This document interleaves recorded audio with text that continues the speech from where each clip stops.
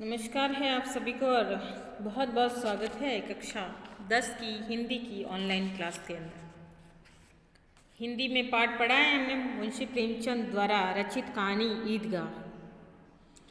तो आज हम इस भाग के अंदर अंतिम भाग है इस पाठ का। इसमें हम पाठ्यपुस्तक से संबंधित जो प्रश्नोत्तर आपके दिए गए हैं इन प्रश्नोत्तर को हम समझेंगे जो कि आपकी पाठ्यपुस्तक के अंतर्गत है।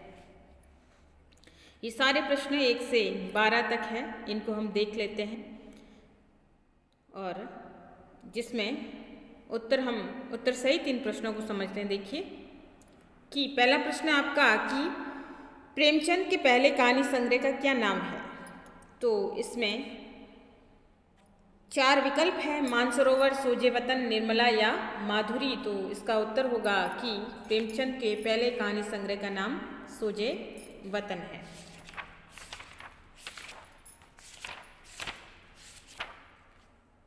फिर दूसरा प्रश्न आपका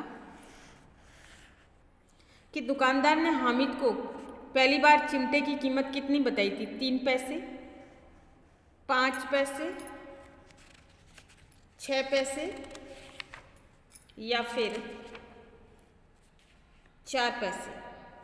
तो दुकानदार ने पहली बार जो चिमटे की कीमत है वो हामिद को 6 पैसे बताई थी। हामिद की दादी का क्या नाम था। तो हामिद की दादी का नाम है वो अमीना था। हामिद ने चिमटा कितने पैसे में खरीदा था। तो हालांकि दुकानदार ने हामिद को चिमटे की कीमत है वो 6 पैसे बताई थी और हामिद ने चिमटा है वो 3 पैसे में खरीदा था। अब हम पाठ्यपुस्तक से ही संबंधित आपके लघुत्रात्मक प्रश्न है कि महमूद ने कौन सा खिलौना खरीदा था। तो महमूद ने सिपाही खरीदा था और उसकी वर्दी है वो खाकी है। खाकी यानी जो है पुलिस वाला जो रंग होता है, पुलिस की वर्दी का रंग होता है वैसा ही रंग था। और उसने लाल रंग की पगड़ी भी उसके सिर के ऊपर लगी हुई थी। कंधे पर उसने बंदूक रखा हुआ था और वह ऐसा लग रहा था जैसे कवायद के लिए चला जा रहा हो। कवायद के लिए यानी अपनी ड्यूटी जैसे बजाने के लिए जा रहा है या अपनी ड्यूटी पर चला जा रहा है। फिर है प्रश्न है कि ईद किस महीने में आती है। तो ईद रमजान के महीने में 30 रोजे बीत जाने के बाद है वो ईद का महीना आता है। और वैसे ईद रमजान बीत जाने के बाद नया महीना लगता है सव्वाल का महीना, जो कि इस्लामिक कैलेंडर है या जो चंद्र कैलेंडर है जो इस्लाम का, उसके अनुसार 30 रोजे बीत जाने के बाद जैसे अगला महीना सव्वाल का महीना शुरू होता है उस दिन ईद का त्यौहार है वो मनाया जाता है। ईदगाह किस लेखक की रचना है। तो चूंकि हम पाठ पढ़ ही चुके हैं, कहानी है और जाने माने लेखक है हमारे इस पाठ के कहानीकार मुंशी प्रेमचंद। ठीक है, इनकी ये प्रसिद्ध कहानी है ईदगाह। हामिद के चरित्र की कोई 3 विशेषताएं बताइए। तो हामिद के चरित्र की 3 विशेषताओं में हम अगर जाने तो आशावान हामिद आशा से भावना से भरा है और उसके बल पर भी वह सभी कठिनाइयों से लड़ सकता है। यानी कि हामिद एक छोटा बालक है लेकिन वो आशा की किरण के अनुसार जो है आशावान है, क्योंकि जब उसकी दादी उसे कहती है कि अब्बा जान और अम्मी जान आएंगे तो तुम्हारे लिए बहुत सारी नियामतें बहुत सारी चीज़ें लेकर आएंगे। तो हामिद एक आशावान आशा की भावना से भरा हुआ बच्चा है। उसके बल पर वह सभी कठिनाइयों से लड़ सकता है कि उसके जीवन में कितना भी कठिनाई का दौर क्यों ना हो, कितने भी कष्ट क्यों ना हो, लेकिन वो आशावान है कि उसके जीवन के सारे सपने पूरे होंगे जब उसके अब्बू जान और अम्मी जान आएंगे। हामिद दूसरी विशेषताएं में अगर देखें तो हामिद एक संवेदनशील है। संवेदनशील यानी भावनाओं से भरा हुआ, उसके मन में दर्द है, उसके मन में वेदना होती है दूसरों को देखकर, तो वह बातों को गहराई से समझता है। और यही वजह है कि उसने अपनी दादी माँ के दर्द को समझा कि वह रोटी जब बनाती है तो चिमटे से उसके हाथ जल जाते हैं, तो उसके लिए उसके कोयलों से उसके हाथ जल जाते हैं, तो उसके लिए वो संवेदना के कारण ही वो कुछ खाता पीता नहीं है और मेले में 3 पैसे से अपनी दादी माँ के अंगुलियों के बचाव के लिए वो चिमटा खरीद लेता है। तीसरी विशेषता में हम देखते हैं कि कम उम्र में ही उसने उत्तरदायित्व की भावना भी आ गई कि वो छोटा है लेकिन फिर भी उस अभाव ने उसे जीना सिखा दिया है कि जिम्मेदारियां कैसे निभाई जाती है। तो उसी से कह सकते हैं कि उम्र से पहले ही वो परिपक्व हो गया है। तो ये 3 विशेषताएं हमने जानी।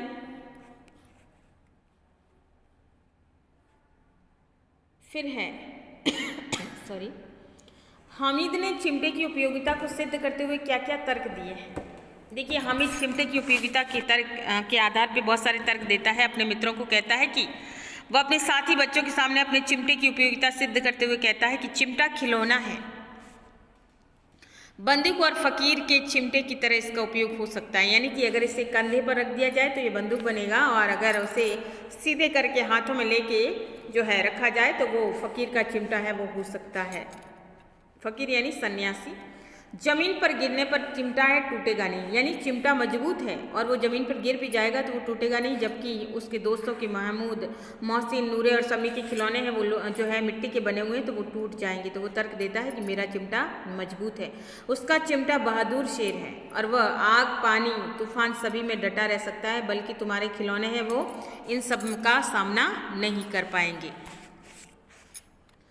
प्रश्न संख्या 10 है जो कि पाठ्यपुस्तक से संबंधित ही है कि ईदगाह कहानी में के उन प्रसंगों का उल्लेख कीजिए जिनसे ईद के अवसर पर ग्रामीण परिवेश का उल्लास है वो प्रकट होता है। कि कहानी में हमने पढ़ा है कि किस प्रकार से कोई भी गांव के माहौल के अंदर जब भी कोई नया त्यौहार आता है तो किस प्रकार उत्साह और उमंग का वातावरण जो है वहाँ दिखाई देता है। तो उस वातावरण के बारे में ही बात की जा रही है।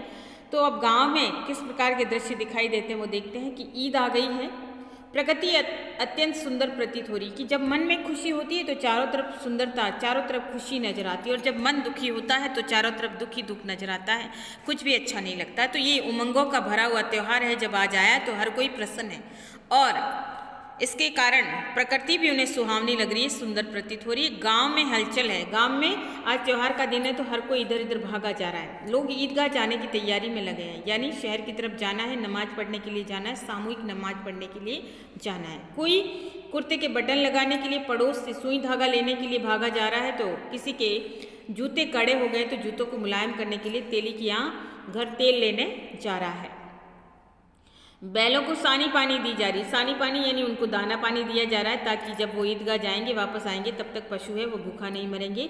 बच्चे ईदगाह जाने की जल्दी में। सवियाँ पकाने के लिए दूध, शक्कर और घी का जो भी है वो प्रबंध हो रहा है, दूध शक्कर का, क्योंकि इस दिन मीठी सवियाँ बनती हैं। तो ऐसे में हर कोई अपने अपने घर का बंदोबस्त करने में लगा हुआ है ताकि त्यौहार है वो आसानी से और अच्छे से मनाया जा सके।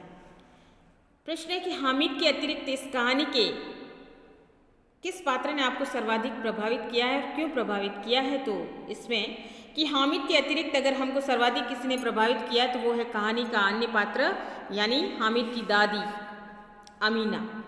वह हामिद की बूढ़ी दादी है, हामिद के माता पिता नहीं है। जो इस छोटे से बालक को पाल पोस कर बड़ा कर रही है वो उसकी दादी है।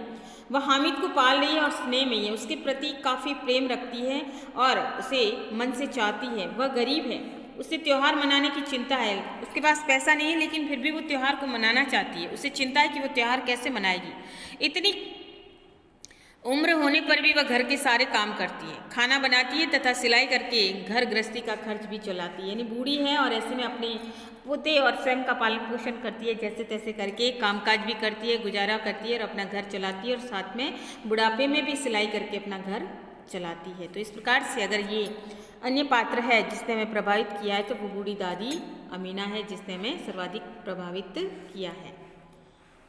फिर है बच्चों में लालच और एक दूसरे से आगे निकल जाने की होड़ के साथ साथ निश्चलता भी मौजूद होती है। निश्चलता यानी कोई छल नहीं होता। बच्चे जैसे होते मुंह में आए जैसे बोल देते हैं, जो भी उनके मन में होता है वैसा वो बोल जाते हैं, कुछ सोचते नहीं हैं, अर्थात निश्चल है। किसी प्रकार का कोई छल नहीं होता, कोई कपट नहीं होता बच्चों के अंदर। कहानी से कोई 2 प्रसंग चुनकर इस बात की पुष्टि कीजिए कि बच्चे वास्तव में मन के सच्चे होते हैं। अगर हम देखें इसमें तो बच्चों में लालच, एक दूसरे से आगे निकलने की होड़ के साथ निश्चलता के गुण विद्यमान होते हैं। कहानी ईदगाह की निम्नलिखित 2 प्रसंग इसकी पुष्टि करते हैं। जैसे हम उदाहरण के तौर पर समझते हैं कि प्रसंग 1 में मेले में बच्चे खिलौने और मिठाई खरीदते हैं। हामिद के पास कुल 3 पैसे। खिलौने खरीदने में असमर्थ हामिद उनको पाने के लिए ललचाता है। बच्चे उसे अपने खिलौने और मिठाई नहीं देते हैं, यानी हामिद 3 पैसे होने के कारण उन पैसों को खर्च नहीं करता और वहीं उसके साथ ही गन है वो खिलौने भी खरीदते हैं और कुछ खाने पीने की चीज़ें भी खरीदते हैं। तो हामिद उसे देखकर उसका मन है वो इन चीज़ों को देखने के लिए ललचाता है, खाने पीने के लिए भी ललचाता है, लेकिन फिर भी जो है बच्चे हैं वो उसे कुछ देते नहीं, ना तो मिठाई देते हैं, ना खिलौने छूने देते हैं। तो ये क्या है, निष्कपटता है कि वो ऐसा नहीं है कि वो हामिद के साथ छल कर रहे थे, बल्कि ये एक बच्चों के अंदर स्वाभाविक गुण था जिसके कारण वो ऐसा कर रहे थे। तब हामिद ऊपरी मन से उन चीज़ों की बुराइयां करता है। वह तर्क देकर चिमटे को खिलौना, शेर, बहादुर, रुस्तम-ए-हिंद तथा सर्वाधिक उपयोगी सिद्ध करता है। वह अपनी खरीद को श्रेष्ठ बताकर आगे निकलने की होड़ में अन्य बच्चों के से पीछे नहीं रह सकता या रहना नहीं चाहता। जब उसके दोस्त उसके साथ इस प्रकार का व्यवहार करते तो हामिद क्या करता है, अपने मन को समझाने के लिए, अपने अस्तित्व को जो है बताने के लिए, अपने स्वाभिमान की रक्षा के लिए वो इस प्रकार के तर्क देता है। अपने चिमटे की अच्छी सी कह सकते हैं कि वो तारीफ करता है और अपनी हर बात को वो श्रेष्ठ बताने की कोशिश करता है। तो इस प्रकार से हामिद है वो कहीं ना कहीं निष्कपट होकर अपने आप को अपने मित्रों से आगे निकालने की कोशिश करना चाहता है। अगर प्रसंग 2 देखा जाए तो हामिद के माता पिता इस दुनिया में नहीं है। उसे समझाया गया है कि उसके पिता उसे बहुत सारा पैसा कमाने के लिए गए। हामिद जिससे दूसरे बच्चों की तरह हामिद के माता पिता उसके साथ नहीं हैं, वो गुजर गए हैं। तो ऐसे में उसकी दादी उसे हमेशा बहुत सारा स्नेह उसके ऊपर लुटाती है और उसे आशावान रखती है कि उसके अब्बू जान आएंगी और अम्मी आएगी, उसके लिए ढेर सारा आशीर्वाद और ढेर सारी नियामतें लेकर आएगी। तो हामिद को ऐसा लगता है कि उसके पिता है वो कमाने गए हैं और माँ खुदा के यहाँ से अच्छी अच्छी चीज़ें लेने गई है और वे जल्दी लौटेगी। हामिद कोई प्रतिवाद नहीं करता। हामिद प्रतिवाद इसलिए नहीं करता क्योंकि वो इस बात को मान लेता है कि उसकी अम्मी और अब्बू एक दिन लौट कर आएंगे। इसके कारण क्योंकि वो ना समझ है और ऐसे में बच्चा निश्चल है कि उसे अपनी दादी माँ की हर बात पे पूरा विश्वास है और ऐसे में वो नहीं जानता कि इसके अब्बू और अम्मी जो है इस दुनिया में नहीं है। तो ये इस प्रकार से निश्चलता है वो सिद्ध भी होती है। फिर इसके आगे प्रश्न संख्या 11 है कि मुंशी प्रेमचंद का जीवन परिचय दीजिए। तो वो हमने पाठ प्रथम भाग है इस पाठ का, उसके अंतर्गत हमने मुंशी प्रेमचंद का जीवन परिचय समझ लिया था, तो वो आप वहाँ से देख लीजिए। और फिर निम्नलिखित पंक्तियों की सप्रसंग व्याख्या कीजिए। प्रश्न आपका आया है पुस्तक के अंदर कि कितना मनोरम, कितना सुहावना। तो ये आप संदर्भ प्रसंग है वो आप जो हमने पाठ को पढ़ा है उस आधार पे आप व्याख्या कर सकते हैं। पहले पाठ का नाम, लेखक का नाम है, उसके अंदर किस बात को बताया गया वो प्रसंग में लिखेंगे, फिर आप व्याख्या करेंगे और व्याख्या में जो भी आपका गद्यांश आया उसको आप समझाएंगे कि उसके अंदर किस बात को बताया गया है। और फिर आता है विशेष, जिसमें आप मुहावरेदार अगर भाषा है तो मुहावरा कौन सा प्रयोग हुआ वो लिख सकते हैं। भाषा कैसी है, सहज है, सरल है, चित्रात्मक है, मनोविश्लेषणात्मक है, तो वो आप उस भाषा के बारे में लिख सकते हैं। लेखक ने कौन सी अच्छाई या कौन सी बुराई की तरफ संकेत किया है वो भी आप उसके अंदर लिख सकते हैं। तो इस घटनाक्रम को विशेष के 1 या 2 या 3 बिंदुओं में आप लिख सकते हैं। तो ये पाठ्य पुस्तक से संबंधित प्रश्न आपके थे जो हमने समझे हैं। तो आपको ये सारे प्रश्नोत्तर अपनी पाठ्यपुस्तक से संबंधित है, वो सारे के सारे आपको जो है आपकी जो उत्तर पुस्तिका या कह सकते हैं नोटबुक या कॉपी है उसके अंदर आपको करना है। धन्यवाद।